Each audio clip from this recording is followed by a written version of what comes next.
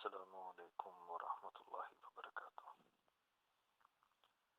جشن عید میلاد النبی پر زاہد گجر صاحب اہل حدیث اور راجہ اقبال رضوی صاحب بریلوی، ان کے مابین آپ نے سماعت فرمایا۔ اس میں زاہد صاحب نے ایک تحریر کا ذکر کیا تھا جو کہ عبداللہ صاحب نے بھیجی تھی۔ وہ تحریر ظاہری بات ہے کہ یہ سب ریکارڈنگ میں تھا، تو تحریری طور پہ جو ہے ہم اس کو اس طرح سے شامل نہیں کر سکے، تو اس کے لیے اب اس کو ظاہر ریکارڈ کرنا پڑ رہا تھا، تو وہ میں آپ کو پڑھ کے سناتا ہوں۔ وہ تحریر کچھ اس طرح سے ہے۔ السلام علیکم۔ بہت پہلے کسی عالم دین کی تحریر پڑھی تھی، مگر اپنی کم علمی کی وجہ سے تحریر سمجھ نہ پایا، مگر زاہد صاحب کی مدلل گفتگو نے سارے اشکال دور کر دیے۔ آپ تحریر پڑھیں اور محسوس کریں کیا ایسا واقعی طور پر ہے۔ عید میلاد النبی منانے والے عید میلاد کے دلائل پر بات کرتے ہیں تو متضاد باتیں سننے کو ملتی ہیں۔ مثلا 1، سنت ثابتہ یا بدعت حسنہ۔ سنت ثابتہ یا بدعت حسنہ۔ میلادی ایک طرف کہتے ہیں کہ عید میلاد منانے کا ثبوت قرآن و حدیث دونوں میں ہے، دوسری طرف جب ان سے یہ پوچھا جائے کہ خیر القرون میں تو اس کا رواج نہ تھا، تو کہتے ہیں اگرچہ یہ بعد کی ایجاد ہے یعنی بدعت ہے، لیکن بدعت حسنہ ہے۔ عرض ہے کہ یہ دونوں باتیں ایک دوسرے کے خلاف ہیں۔ اگر کتاب و سنت سے یہ عید ثابت ہے تو پھر اسے بدعت حسنہ نہیں بلکہ سنت ثابتہ کہا جائے گا، اور اگر یہ بدعت حسنہ ہے یعنی بعد کی ایجاد ہے تو پھر کتاب و سنت سے اس کا ثبوت ممکن ہی نہیں ہے۔ نمبر 2، کبھی صراحت کی شرط اور کبھی اس سے نظر پوشی۔ جب ہم میلادیوں کے سامنے کتاب و سنت سے رد بدعت کے نصوص پیش کرتے ہیں اور کہتے ہیں کہ عید میلاد بھی بدعت ہے، لہٰذا کتاب و سنت کے اس نصوص کی روشنی میں مردود ہے، تو یہ میلادی کہتے ہیں کہ کتاب و سنت میں عید میلاد کے الفاظ کے ساتھ اس کا رد پیش کرو۔ لیکن جب یہ عید میلاد کے جواز پر قرآنی آیات و احادیث پیش کرتے ہیں تو یہ شرائط بھول جاتے ہیں۔ کیا کوئی ایک آیت یا کوئی ایک حدیث ایسی پیش کی جا سکتی ہے جس میں عید میلاد النبی صلی اللہ علیہ وآلہ وسلم کے الفاظ کے ساتھ اس کے جواز کی بات کہی گئی ہو؟ نمبر 3، کبھی مقلد اور کبھی غیر مقلد۔ میلادی حضرات کہتے ہیں کہ ہم مقلد ہیں اور ہمارے اصل دلائل ہمارے امام کے اقوال ہیں، لیکن جب عید میلاد کی بات آتی ہے تو اس موقع پر یہ غیر مقلد بن جاتے ہیں۔ کیا کوئی شخص ائمہ اربعہ رحمہ اللہ میں سے کسی ایک سے بھی عید میلاد کے جواز کا قول پیش کر سکتا ہے؟ نمبر 4، کبھی جاہل مطلق اور کبھی مجتہد اعظم۔ میلادی ایک طرف کہتے ہیں کہ ہم کتاب و سنت سے براہ راست مسائل اخذ نہیں کر سکتے، اس لیے امام اعظم ابو حنیفہ کی تقلید کرتے ہیں، دوسری طرف جب عید میلاد کی بات آتی ہے تو براہ راست قرآن و حدیث لے کر اجتہاد کرنے اور فتوے دینے بیٹھ جاتے ہیں، اور قرآن و حدیث سے ایسے مسائل ڈھونڈ نکالتے ہیں جن تک ان کے امام کی بھی رسائی نہیں ہو سکی۔ کیا ہم پوچھ سکتے ہیں کہ ایک جاہل مقلد کو فتویٰ دینے کا اختیار کس نے دیا؟ نمبر 5، نور یا بشر۔ میلادی کبھی ایسی بات کرتے ہیں جن سے لازم آتا ہے کہ آپ صلی اللہ علیہ وآلہ وسلم کی کوئی تاریخ پیدائش ہے ہی نہیں، چنانچہ یہ حضرات ایک خود ساختہ حدیث پر ایمان رکھتے ہیں کہ اول ما خلق اللہ نوری، یعنی اللہ نے سب سے پہلے میرے نور کو پیدا کیا۔ جب تمام مخلوقات میں سب سے پہلے نور نبی صلی اللہ علیہ وآلہ وسلم کو پیدا کیا گیا تو اس وقت سورج اور چاند بھی پیدا نہ ہوئے تھے، اور تاریخیں سورج اور چاند ہی سے بنتی ہیں، لہٰذا اس عقیدے کی بنیاد پر آپ صلی اللہ علیہ وآلہ وسلم کی کوئی تاریخ پیدائش ہو ہی نہیں سکتی۔ لہٰذا جب آپ کی کوئی تاریخ پیدائش ہی نہیں ہے تو پھر تاریخ پیدائش منانے کا کوئی سوال ہی پیدا نہیں ہوتا، اور اور اگر یہ کہا جائے کہ دنیا میں آپ صلی اللہ علیہ وآلہ وسلم والدین کے ذریعے جس تاریخ کو آئے وہی تاریخ پیدائش ہے، تو عرض ہے کہ والدین کے ذریعے دنیا میں پیدا ہونا یہ تو بشر کی خوبی ہے، اور اہل بدعت آپ صلی اللہ علیہ وآلہ وسلم کو بشر مانتے ہی نہیں بلکہ نور مانتے ہیں۔ لہٰذا اگر نور والدین کے مراحل سے گزرے تو اسے ایک دوسری شکل اپنانا کہہ سکتے ہیں، پیدا ہونا تو نہیں کہہ سکتے، کیونکہ نور کی شکل میں پیدائش تو سب سے پہلے ہو چکی ہے۔ اس تفصیل سے معلوم ہوا کہ میلادی حضرات عید میلاد کے جواز وغیرہ سے متعلق متضاد قسم کی باتیں کرتے ہیں، لہٰذا ان کی ساری باتیں ایک دوسرے سے ٹکرا کر ساقط ہو گئیں۔ واضح رہے کہ ان کے نزدیک قرآن کی بعض آیات دوسری آیات سے ٹکرانے کے سبب دونوں قسم کی آیات ساقط ہو جاتی ہیں۔ خلاصتاً الافکار شرح مختصر المنار صفحہ نمبر 197 198۔ عرض ہے کہ جب ان کے بقول نعوذ باللہ قرآن کی آیات دوسری آیات سے ٹکرا جائیں تو دونوں قسم کی آیات ساقط ہو جاتی ہیں، تو پھر ان کے اپنے اقوال اگر ان کے دوسرے اقوال سے ٹکرا جائیں تو ان کا کیا حشر ہونا چاہیے، اس کا اندازہ خود لگائیں۔ ہم اگر عرض کریں گے تو شکایت ہوگی۔ اب آپ کو معلوم ہوگا زاہد صاحب نے سچ نکھار کر سامنے دکھا دیا، تحریر میں جو بھی ہے مجھ پر واضح ہو گیا کہ یہ صحیح ہے۔ یہ عبداللہ صاحب کی تحریر تھی جو میں نے پڑھ کے آپ کو سنائی۔ اس کے علاوہ اور بہت سے دوستوں نے اس پہ کمنٹس کیے، چند کمنٹس میں اس میں شامل کروں گا کیونکہ سارے کمنٹس جتنے بھی ہیں اگر وہ شامل کیے جائیں گے تو بہت لمبا ہو جائے گا کام، اور یہ پہلے بھی مناظرہ کافی لمبا ہو چکا ہے، تو میں شارٹ جو میسیجز چند ہیں وہ اس میں شامل کروں گا انشاءاللہ العزیز۔ اللہ آپ کو جزائے خیر عطا فرمائے، اللہ سب کو سیدھی راہ دکھائے۔ السلام علیکم ورحمۃ اللہ وبرکاتہ۔ السلام علیکم ورحمۃ اللہ وبرکاتہ۔ محترم، پہلے دن سے ہی ہم یہ مناظرہ بڑی خاموشی سے سن رہے تھے، لیکن اب یہ جو رضوی کے آپ نے اوپر نیچے وائس نوٹ بھیجے ہیں جن میں صاف پتہ چلتا ہے کہ اس کے جھوٹوں کا صاف پتہ چل رہا ہے کہ اوپر کچھ اور بولا ہے، نیچے والے وائس نوٹ میں کچھ اور بولا ہے، تو میں سمجھتا ہوں جس طرح اس میں بات کی ہے رضوی نے کہ ہر صدی کے اندر جناب کتابیں ہی لکھی گئی ہیں، محدثین نے کتابیں لکھی ہیں، اور اس کو چاہیے کہ اگر تھوڑی سی بھی اس کے اندر کوئی ایمان نام کی چیز ہے، ایمان کی کوئی غیرت باقی ہے، تو اس کو وہ ثبوت پیش کرنا چاہیے۔ اگر اس کے اندر نہیں ہے کوئی ایمان کی غیرت، اس کو اپنی قبر اور آخرت یاد نہیں ہے، تو میں سمجھتا ہوں کہ اس کو اپنی شکل گم کر لینی چاہیے۔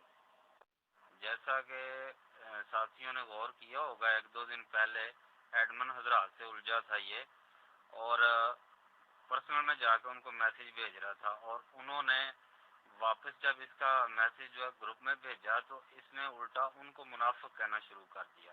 تو میں سمجھتا ہوں کہ ساتھیوں نے بڑے تحمل سے اور بڑے اخلاق اور محبت سے اس کے ساتھ بات کی ہے۔ اگر چاہتے تو بہت پہلے ہی اس کو جو ہے نا گروپ سے نکال باہر پھینک سکتے تھے، لیکن میں سمجھتا ہوں یہ خود ایک منافق آدمی ہے، تو ایسے آدمی سے بات کرنا بالکل فضول ہے۔ جی السلام علیکم ورحمۃ اللہ وبرکاتہ۔ جی بہت شکریہ جناب زید بھائی اور رضوی صاحب کا کہ اتنا ٹائم دیا آپ لوگوں نے ہمیں۔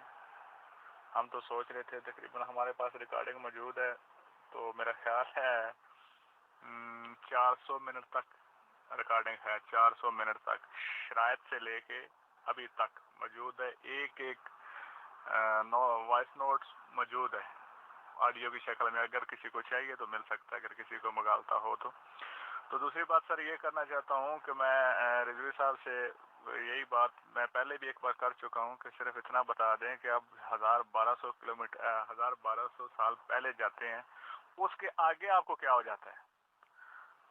یعنی کہ ابھی تک دین کو مکمل ہوئے تو تقریباً 1450 سال ہو گئے نا، تو 1200 سال سے آگے کیا ہوتا ہے؟ آپ کو کیوں ادھر موت پڑتی ہے؟ آگے کیوں نہیں جا سکتے آپ؟ اس کے آگے بھی تھوڑا جائیں نا، کہ وہ ان کے آگے جو یہ مطلب ہے کہ عید کا جو معاملہ تھا وہ کیسا چل رہا تھا.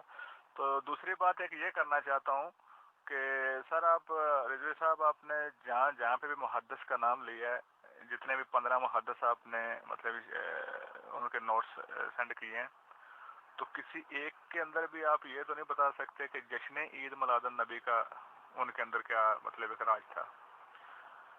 جشن میلاد منانے کے اوپر یا میلاد کی خوشی کے تو زید بھائی نے پہلے شروعات میں ہی بتا دیا تھا کہ وہ مسلمان نہیں ہو سکتا جس کو نبی کی آمد کی خوشی نہیں ہے. مسئلہ تو صرف اس چیز کا ہے میرے بھائی کہ جشن عید میلاد النبی جیسے آپ منا رہے ہیں, تکلیف تو اس چیز کی ہے آپ نے گھر بیٹھ کے خوشی منائیں, آپ مطلب ایک روزے رکھیں, جو دل کریں آپ کا, کوئی آپ کو منع نہیں کر سکتا. تکلیف اس چیز کی ہے جس طرح آپ لوگ کرتے ہیں یہ چیز جشن عید میلاد النبی, میلاد کی بات نہیں. آپ جو بھی مطلب ہے کہ حوالے دے رہے ہیں وہ صرف میلاد کے اوپر ہیں, جشن عید میلاد النبی پر نہیں ہے. تو اس بات کو غور سے سنیں بھائی جان, وہ غور خود بھی کریں. ہمیں تکلیف صرف جشن سے ہے, جو آپ ڈولوں پہ اور گھوڑوں کے تافوں پہ بناتے ہیں اس کی تکلیف ہو رہی ہے بھائی جان. السلام علیکم ورحمۃ اللہ وبرکاتہ. پیارے بھائی آپ نے بات کی ہے کہ 1200 سال کی یہ بات کرتے ہیں اور اس کے آگے نہیں جاتے. اس کے آگے تو تب جائیں گے نا کہ جب ان کے دل میں آپ صلی اللہ علیہ وسلم کی محبت ہوگی. انہوں نے تو سارا کچھ اوپر سے کچھ اور, اندر سے کچھ اور. تو جب ان کے اندر دل میں ہی وہ چیز قرآن و حدیث نہیں اترتی, ان کے حلق سے نیچے ہی قرآن نہیں جاتا, تو پھر ایسے آدمی کہاں 1200 یہ محدثین کرتے پھرتے ہیں. آپ صلی اللہ علیہ وسلم کو کچھ نہیں سمجھتے, یہ آپ صلی اللہ علیہ وسلم کے مقابلے میں ہم محدثین کو پیش کرتے ہیں. تو کیا کہیں اب ایسے لوگوں کا؟ ایسے لوگوں کے لیے میں نے تو پہلے دن بھی کہا تھا کہ اگر اللہ ہدایت ہے تو ان کو ہدایت دے دے, نہیں تو ایسے لوگوں کو اللہ تعالیٰ ویسے ہی غرق کرے تاکہ دوسروں کے لیے یہ گمراہی کا سبب نہ بنے ایسے لوگ. جی السلام علیکم ورحمۃ اللہ وبرکاتہ. جی پیارے بھائی, جھوٹ تو رضوی صاحب نے ایک بولا ہے نا, کہتے ہیں ہر صدی کے اندر, تو ہر صدی میں تو وہ اولین صدی جو ہے وہ بھی آ گئی, اور وہ پاکیزہ زمانہ ہے جس کے بارے میں نبی صلی اللہ علیہ وسلم نے فرمایا کہ خیر القرون قرنی ثم الذین یلونہم ثم الذین یلونہم, یہ بہترین زمانہ میرا اور اس کے بعد والوں کا اور اس کے بعد والوں کا. ان بہترین زمانوں میں ان کو نہیں وہاں سے پیش کرے. اور بالکل واقعی جشن کی انہوں نے بات نہیں کی ہے, اور میں 12 دفعہ کہہ چکا ہوں, اور میں نے کہا تھا کہ ان 15 میں سے کیا نکلا آپ کا, بالکل نہیں. یعنی ہضم کر جاتے ہیں, ڈھیٹ اس قدر ہے, اللہ ان کے حال پہ رحم کرے. بہرحال بڑا اچھی انہوں نے گفتگو کی ہے, لاسٹ میں آ کے پھر پتہ نہیں کیوں, اور اس کے بغیر کام بھی نہیں چلتا. بریلویت نام ہی جھوٹ اور گمراہی کا ہے, تو پھر کیسے ان کا کام چلے اگر یہ جھوٹ نہ بولے تو. یہ ان اماموں کی بات کرتے ہیں اور محدثین کی بات کرتے ہیں, اور ان کے بھی الفاظ سے سہارا پکڑتے, آگا پیچھے نہیں. انہوں نے خود لکھا ہے کہ کوئی اس کی اصل نہیں, کچھ بھی نہیں ہے, بس ہمارے یہ کیا سرائیاں ہے کہ اگر کوئی کرتا ہے, یہاں تک صرف یہی ہے. یہ بھی ان کی اپنی رائے ہے, کچھ بھی نہیں ہے. لیکن یہ ان کی بات کرتے ہیں, میں آپ کو ان کی بات بتلاتا ہوں کہ جن کو رسول اللہ صلی اللہ علیہ وسلم نے امام بنا کے بھیجا تھا صحابہ کرام کی جماعت کا, راستے میں وہ اوپر ناراض ہو گیا. انہوں نے کہا مجھے امام بنایا گیا, لہٰذا میری پیروی کرنا لازم ہے تم پر, لاؤ لکڑیاں اکٹھی کرو اور آگ جلاؤ. آگ جلائی گئی, اس نے صحابہ کرام کو کہا کہ آگ میں کود جاؤ. اب دیکھیں یہ وہ امام ہے جس کو رسول اللہ نے آگے لگایا تھا, لیکن صحابہ کرام نے دو گروہ میں بٹ گئے. ایک نے کہا یار ان کی ماننی ہے, دوسرے نے کہا نہیں ماننی. بعد میں جب غصہ ٹھنڈا ہو گیا, آگ بھی ٹھنڈی ہوگی, وہ آئے رسول اللہ صلی اللہ علیہ وسلم کے پاس اور کہتے ہیں کہ یا رسول اللہ ہم نے جو ہے اس طریقے سے کیا, تو آپ نے فرمایا کہ تم اگر آگ میں کود جاتے, اپنے صحابہ کو کہا اس کی بات مان کر, تو قیامت تک تم آگ میں جلتے. لا طاعت المخلوق فی معصیت الخالق, خالق کی نافرمانی میں مخلوق کی جو ہے اطاعت نہیں کرنی, یہ خالق کی نافرمانی ہے سراسر. میں نے صاف کہا تھا کہ یہ اس آیت کے مخالف ہے جس میں عمل کو مشروط کر دیا ہے اطاعت اللہ اور اطاعت رسول اللہ سے. یا ایھا الذین آمنوا اطیعوا اللہ واطیعوا الرسول ولا تبطلوا اعمالکم. سارے اعمال برباد ہیں وہ جو اطاعت اللہ سے اور اطاعت رسول اللہ سے خالی. تو شروع سے ہی ان کا مان لینا کہ یہ اطاعت اللہ بھی نہیں ہے, اس میں اطاعت رسول بھی نہیں ہے, نہ حکم ہے نہ کچھ اور ہے, نہ کرنا ثابت ہے خیر القرون سے. وہیں پر ان کی جو گفتگو کا جنازہ نکل چکا تھا. بہرحال میرا مقصد ان کو سمجھانا تھا, ورنہ مجھ سے سخت بات یہ کر نہیں سکتے. یہ جانتے نہیں کہ میں قومیت کے حساب سے گجر ہوں. تو جب میں تجھے پڑھ کے سناتا ہوں قرآن و حدیث, اور تو مجھے بتلاتا ہے جھوٹی من گڑت روایات. کتنا بد ہے, حد ہے.